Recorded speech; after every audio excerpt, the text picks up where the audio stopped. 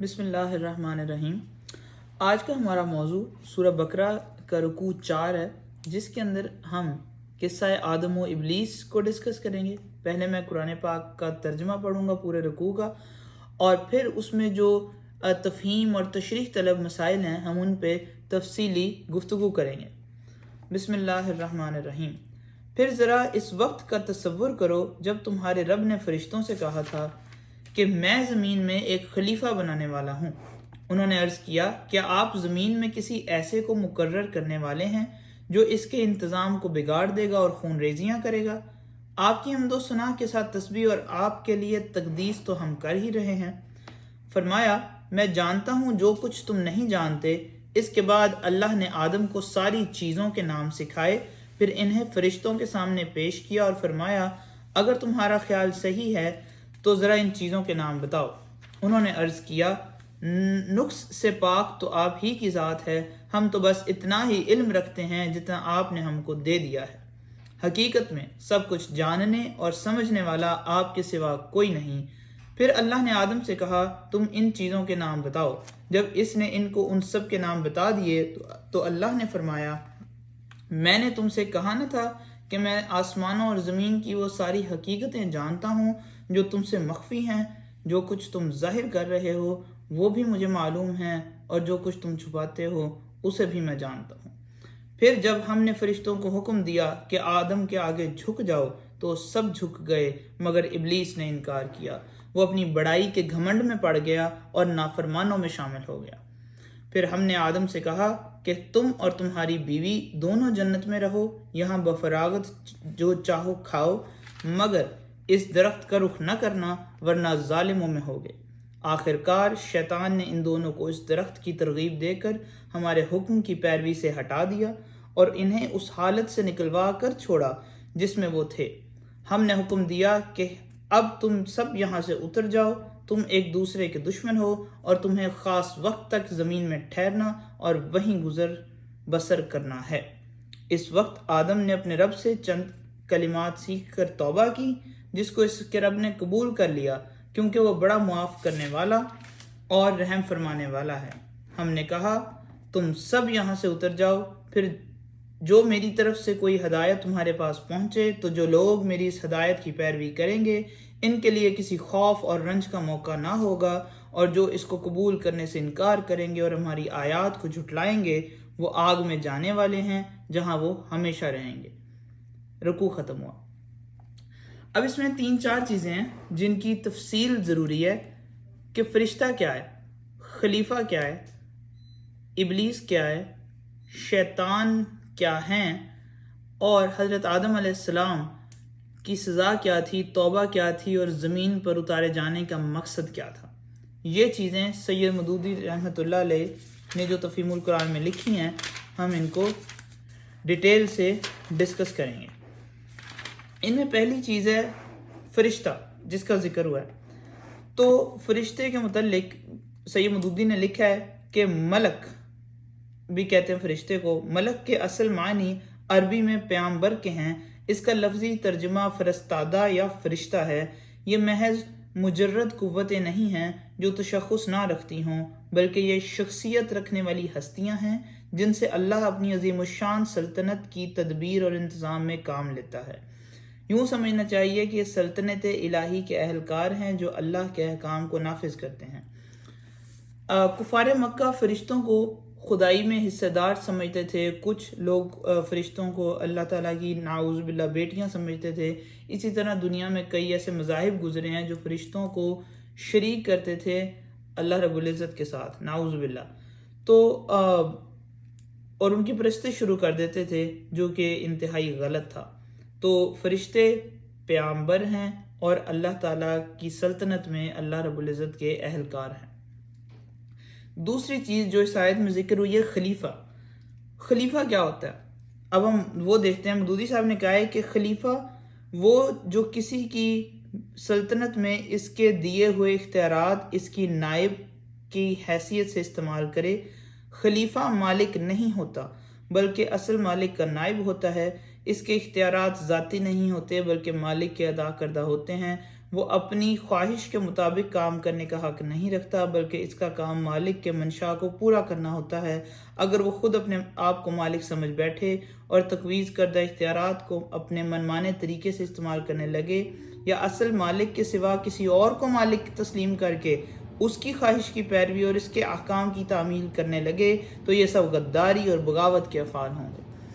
مطلب اگر کوئی انسان جو ہے وہ کہے کہ ہم اپنے رولز کے حساب سے چلیں گے، ہم اللہ کے رولز کے حساب سے نہیں چلیں گے، تو وہ اپنے منصب خلافت سے غداری کر رہا ہے۔ اگر کوئی ملک ایسے کرے، جیسے اگر کوئی اسلامی ملک ہے اور وہ جو اپنے قوانین مرتب کر رہے ہیں وہ قرآن کے مطابق نہیں بناتے، تو وہ جو مقصد تھا انسان کو خلیفہ بنائے جانے کا، وہ اس سے رانگ ڈائریکشن میں جا رہے ہیں، اس سے دوسری طرف جا رہے ہیں، اس مقصد کی تکمیل میں نہیں جا رہے۔ اچھا، اب تیسری چیز جو سمجھنے کی ضرورت ہے کہ جو اس میں آئی ہے وہ ہے ابلیس۔ فرشتے کا مطلب ہو گیا، خلیفے کا مطلب ہو گیا، ابلیس کا کیا ہے؟ ابلیس کا لفظی ترجمہ انتہائی مایوسی۔ اصطلاحاً یہ اس جن کا نام ہے جس نے اللہ کے حکم کی نافرمانی کر کے آدم اور بنی آدم کے لیے مطیع اور مسخر ہونے سے انکار کر دیا، اور اللہ سے قیامت تک کے لیے مہلت مانگی کہ اسے نسل انسانی کو بہکانے اور گمراہیوں کی طرف ترغیب دینے کا موقع دیا جائے۔ اسی کو الشیطان بھی کہا جاتا ہے، دا سیٹن۔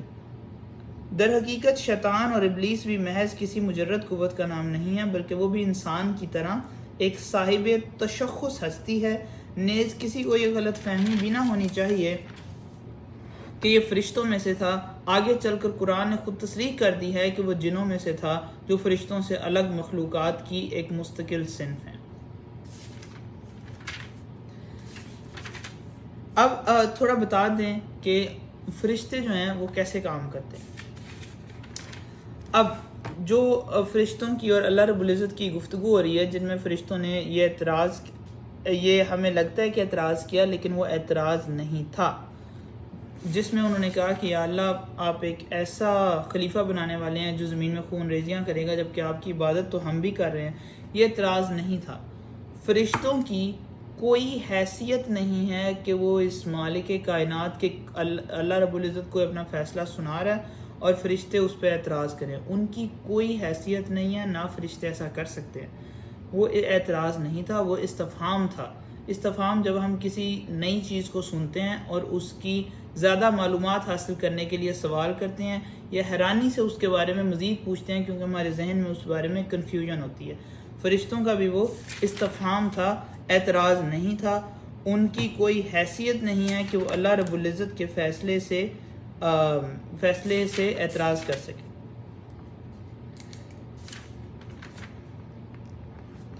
فرشتوں کی کوئی ایسی مجال نہیں ہے۔ وہ خلیفہ کے لفظ سے یہ تو سمجھ گئے تھے کہ اس زیر تجویز مخلوق کو زمین میں کچھ اختیارات سپرد کیے جانے والے ہیں، مگر یہ بات ان کی سمجھ میں نہیں آتی تھی کہ سلطنت کائنات کے اس نظام میں کسی با اختیار مخلوق کی گنجائش کیسے ہو سکتی ہے، اور اگر کسی کی طرف کچھ ذرا سے بھی اختیارات منتقل کر دیے جائیں تو سلطنت کے جس حصے میں بھی ایسا کام کیا جائے گا وہاں کا انتظام خرابی سے کیسے بچ جائے گا، اسی کو وہ سمجھنا چاہتے تھے، اور اس لیے انہوں نے وہ استفہام کیا تھا۔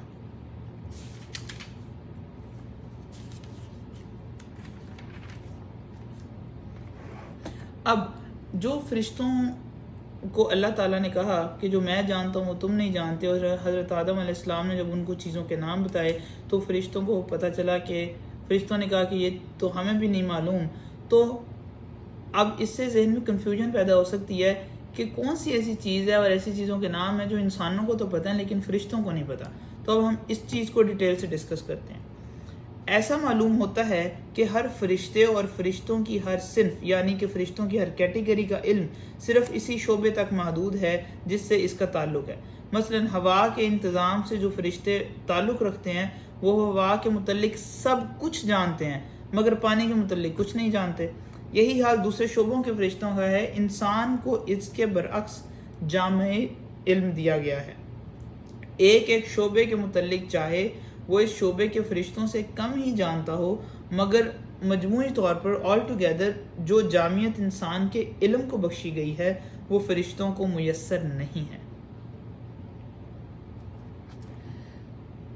اب جب فرشتوں کو یہ حکم ہوا کہ وہ سجدہ کریں حضرت آدم علیہ السلام کو، تو اس کا مطلب تھا، جیسے پہلے بتایا، کہ فرشتوں کے علم کا جو تعلق ہے وہ اس کیٹیگری سے جس سے وہ تعلق رکھتے ہیں۔ تو یہ جو زمین ہے اور زمین کے سے اٹیچڈ جو کائنات کا حصہ ہے، جہاں جہاں تک انسان جا سکتا ہے، اس کیٹیگری کے جتنے فرشتے ہیں ان کو حکم ہوا کہ وہ سجدہ کریں حضرت آدم علیہ السلام کو۔ سید مودودی نے اس کی جو تفہیم لکھی ہے ہم اس کے بارے میں ڈیٹیل کرتے ہیں۔ اس کا مطلب یہ ہے کہ زمین اور اس سے تعلق رکھنے والے طبقہ کائنات میں جس قدر فرشتے معمور ہیں، ان سب کو انسان کے لیے مطیع اور مسخر ہو جانے کا حکم دیا گیا۔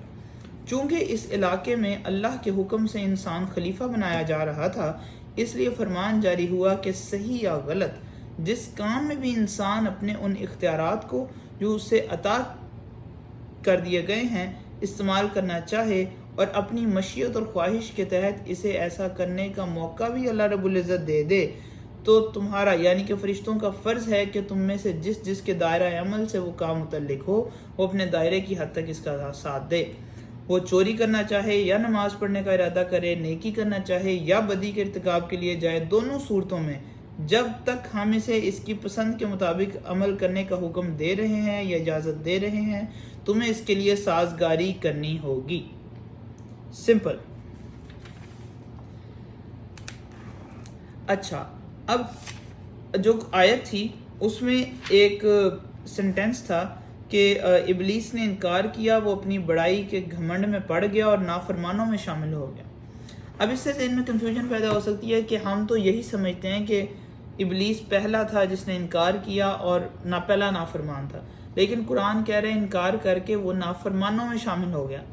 تو اب اس کے دو مطلب ہو سکتے ہیں اس آیت کے، جن کو مودودی صاحب نے لکھا ہے کہ ان الفاظ سے ایسا معلوم ہوتا ہے کہ غالباً ابلیس سجدے سے انکار کرنے میں اکیلا نہ تھا، بلکہ جنوں کی ایک جماعت نافرمانی پر آمادہ ہو گئی تھی، اور ابلیس کا نام صرف اس لیے لیا گیا ہے کہ وہ ان کا سردار اور اس بغاوت میں پیش تھا۔ لیکن اس آیت کا دوسرا ترجمہ یہ بھی ہو سکتا ہے کہ وہ کافروں میں سے تھا۔ اس صورت میں مطلب یہ ہوگا کہ جنوں کی ایک جماعت پہلے سے ایسی موجود تھی جو سرکش و نافرمان تھی، اور ابلیس کا تعلق اسی جماعت سے تھا۔ قرآن میں بالعموم شیاطین کا لفظ انہی جنوں اور ان کی نسل کے لیے استعمال ہوا ہے، اور جہاں شیاطین سے انسان مراد لینے کا کوئی ایگزامپل نہ ہو، کوئی مثال نہ ہو، وہاں یہی شیاطین جن مراد ہوتے ہیں۔ یہ بھی کلیئر ہو گئی۔ اس کے بعد ایک اس میں چیز آئی ہے کہ حضرت آدم علیہ السلام نے چیزوں کے نام بتا دیے۔ اب یہ بہت ہی امپورٹنٹ پوائنٹ ہے کہ حضرت آدم علیہ السلام نے وہ کون سے نام تھے چیزوں کے جو بتا دیے۔ جب ہم کسی بھی چیز کے متعلق سوچتے ہیں، مثال کے طور پر ہم اگر آپ بایو کے اسٹوڈنٹ ہیں تو ہم اگر سوچیں ہارٹ کے بارے میں، تو جیسے ہی ہم منہ سے ہارٹ کا لفظ بولیں گے، یا ہمارے کان ہارٹ سنیں گے، یا ہماری آنکھوں کے سامنے دل کی تصویر آئے گی، تو ساتھ ہی اس کے متعلق جو انفارمیشن ہمیں ہے ہمارے ذہن میں وہ آ جائے گی۔ اسی طرح اگر کوئی فزکس کا اسٹوڈنٹ ہے اور اگر ہم اس کی مشین کی ایگزامپل لیتے ہیں، تو سیم چیز مشین کے ساتھ ہے۔ جیسے ہی ہمارا کوئی سینسری آرگن مشین کا نام سنے گا، جس بھی مشین کا، اس کے متعلق ساری انفارمیشن یا جو ہمیں زندگی میں ایکسپیرینس ہوا اس چیز کے ساتھ وہ ہمارے ذہن میں آ جائے گی۔ تو انسان چاہے وہ ڈیپ اوشن کی معلومات رکھتے ہوں، چاہے وہ اسپیس کی معلومات رکھتے ہوں، چاہے وہ اینٹی ٹیریسٹریل آرگنزمز کی رکھتے ہوں معلومات، جس کے چیز کے متعلق بھی انسان معلومات رکھتا ہے، اس کی معلومات کا جو اوریجن ہے اس چیز کا نام ہے۔ سب سے پہلے وہ اس چیز کا نام یاد کرتا ہے، اس کے بعد اس کے متعلق ساری انفارمیشن آتی ہے، اور وہ نام ہی آپ کے دماغ میں اس چیز کی ساری انفارمیشن ٹریگر کرتا ہے۔ تو جو اس میں کہا گیا ہے کہ آدم علیہ السلام کو نام سکھائے گئے، اس کا مطلب یہ ہے کہ ہر علم جو ابھی تک انسان کے پاس ہے اس کا پوٹینشیل جو تھا وہ نام سکھا دیے گئے۔ یہی سید مودودی نے تفہیم لکھی ہے، اور یہی جو اس کی تفہیم ہے وہ ڈاکٹر اسرار صاحب نے کی ہے۔ نیکسٹ چیز جو سمجھنے سے تعلق رکھتی ہے اور مجھے بھی پہلی دفعہ پتہ چلی وہ تھا حضرت آدم علیہ السلام کی توبہ۔ اب بڑا ایک امپورٹنٹ پوائنٹ ہے، میں آپ کو پھر وہ آیت کا حصہ پڑھ کے سناتا ہوں، پھر میں اس کی آپ کو تفہیم بتاؤں گا کہ پہلے تو اللہ تعالیٰ نے حضرت آدم علیہ السلام نے جب غلطی کی اللہ نے کہا یہاں سے اتر جاؤ، پھر حضرت آدم علیہ السلام نے توبہ کی، اللہ نے توبہ قبول کر لی، پھر دوبارہ حکم دیا کہ یہاں سے اتر جاؤ اور جو میری طرف سے ہدایت تمہارے پاس پہنچے تو جو لوگ میری اس ہدایت کی پیروی کریں گے ان کے لیے کسی خوف اور رنج کا موقع نہ ہوگا، اور جو اس کو قبول کرنے سے انکار کریں گے اور ہماری آیات کو جھٹلائیں گے وہ آگ میں جانے والے ہیں جہاں وہ ہمیشہ رہیں گے۔ اب یہاں 2 دفعہ کیوں حکم ہوا اتر جاؤ؟ بہت ہی امپورٹنٹ پوائنٹ ہے۔ اب اس سے پہلے میں بتا دوں کہ کرسچنز کا ایک طبقہ ہے جو اس بات پہ ایمان رکھتا ہے کہ چونکہ حضرت آدم علیہ السلام نے اللہ کا حکم نہ مان کر یا وہ غلطی کر کے ایک گناہ کیا تو اس گناہ کے عذاب کی صورت میں حضرت آدم علیہ السلام کو زمین پر بھیج دیا گیا، اور اس کا جو خمیازہ بھگتا وہ حضرت عیسیٰ علیہ السلام نے سولی پر چڑھ کر بھگتا، جس کے ذریعے تمام انسانوں کے گناہ معاف ہو گئے۔ اب قرآن کی یہ جو آیت ہے یہ سمپل ان ساری جو بلیفز ہیں ان کو ڈینائی کر رہی ہے۔ مدودی صاحب نے لکھا ہے تم سب یہاں سے اتر جاؤ، اس فکرے کا دوبارہ آنا بہت معنی خیز ہے۔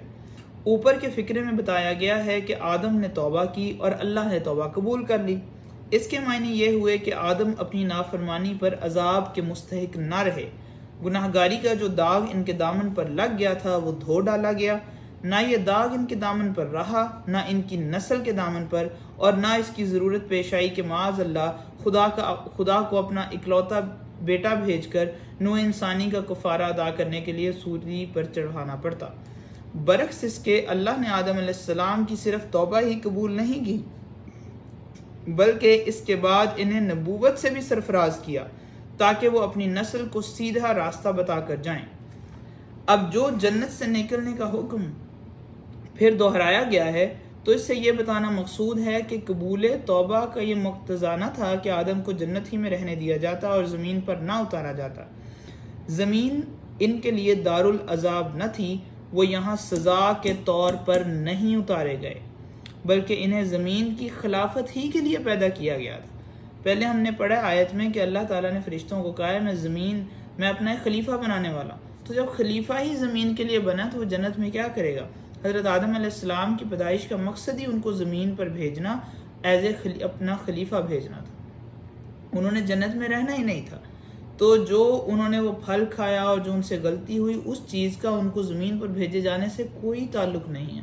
انہوں نے قرآن کہہ رہا ہے انہوں نے پھل کھایا، غلطی کی، اللہ نے کہا یہاں سے اتر جاؤ، انہوں نے توبہ کی، اللہ نے توبہ قبول کر لی، اس کے بعد اللہ نے کہا کہ زمین پر جاؤ، میری ہدایت لوگوں کو دینا۔ جنت ان کی اصلی جائے مقام نہ تھی، ان کی اصل جائے قیام نہ تھی، وہاں سے نکلنے کا حکم ان کے لیے سزا کی حیثیت نہ رکھتا تھا، اصل تجویز تو ان کو زمین ہی پر اتارنے کی تھی۔ البتہ اس سے پہلے ان کو اس امتحان کی غرض سے جنت میں رکھا گیا تھا جس کا اوپر ذکر آ چکا ہے۔ ہم اس طرح ہی ہر دفعہ کوئی نہ کوئی رکوع کور کریں گے، کوئی ٹاپک کور کریں گے، تھوڑا سلو پروسیس ہے لیکن انشاءاللہ ٹائم کے ساتھ ساتھ یہ بڑھتا جائے گا۔ جزاکم اللہ خیر، السلام علیکم۔